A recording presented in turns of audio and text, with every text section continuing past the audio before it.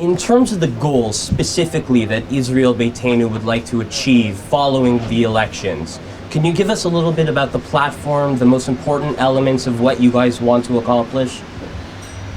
First of all, we want to build a different government. We don't want to build a government that is relying on the religious parties. And it doesn't matter who's going to be the prime minister, because whether it's going to be from the left or from the right, the prime minister is going to be captured in his partner's hands. And if his partners are the religious parties, then we'll see a very religious government that will promote a religious legislation. What we want to do is, and I would make a paraphrase on what President Trump said, we want to make Israel normal again. That's what we want to do. We want to allow people to live the way they want to live. If we look, for example, there are some soldiers that came here to serve and did Aliyah, and they served here, whether they are serving right now or they served a few years ago. We have 5,000 soldiers that can fight for Israel, that can give their lives for Israel, even unfortunately die for Israel, but they can't marry in Israel. And we need to solve this situation. We need to let people to marry the way they want.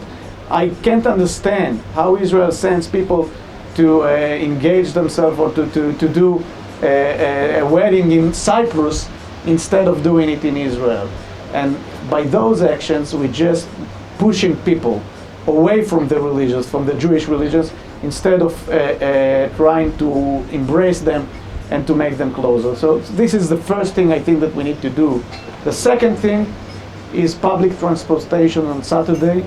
It's an absurd that people that have private cars can go and visit their friends, their families. If you don't live in Tel Aviv, close to the ocean, and you live in Jerusalem and you want to go to the ocean, if you don't have a private car, you can't do it on Saturday. We need to do and to have public transportation in Israel. Of course, it's not going to be the same transportation that you have on regular days of the week. But you can do lines that won't interfere with the religious population and yet will give service to the secular population that want to drive around the country. The third thing is the draft bill. We believe that every Israeli citizen in the age of 18 needs to serve his country, whether it's in the IDF or in a national service. I don't see why religious people can't serve their country. We have religious people in the army. They're making a wonderful job, and I don't understand why thousands, and I should say tens of thousands of them, don't serve Israel. If they are not doing it in the IDF, they can do it in the national service, in hospitals, in the fire department, in the police. We have enough missions here in Israel that we can make a situation that no one will feel a sucker that only I serve but he doesn't. And that's a situation that we need to change. We'll be able to do it only in a white government that will be built from Likud party, Israel Beitenu, and blue and white Kahol Lavan. That's going to be, I think, the best government for Israel in the next 4 years. You're the former Director General of the Ministry of Immigration and Absorption. And under your leadership, you had tremendous success in increasing Aliyah, I believe, by 30% during your tenure. Why do you think that Jewish immigration to Israel is so important? Israel is a country of immigrants. 40% of the citizens of Israel weren't born here. It's important to know whether they did Aliyah 2 years ago or 40 years ago. That's the state of Israel. And Israel is also the state of unlimited options. We wouldn't have a high-tech industry without the Olim. We wouldn't have such a growing economy without the Olim. We have a special ability to trade with places all over the world because we have people that doesn't know only the language of other places around the world, but they know the culture. And it's easier for Israel to trade with other countries.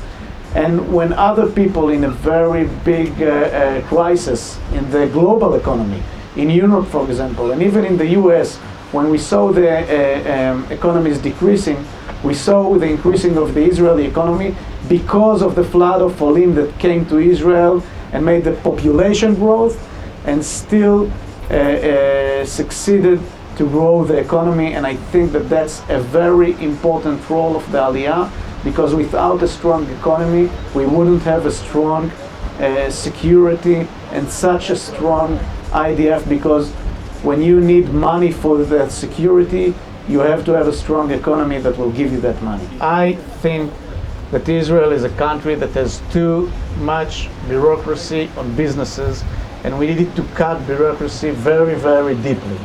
It's not only on national infrastructure projects, it's even about small businesses that needs to come.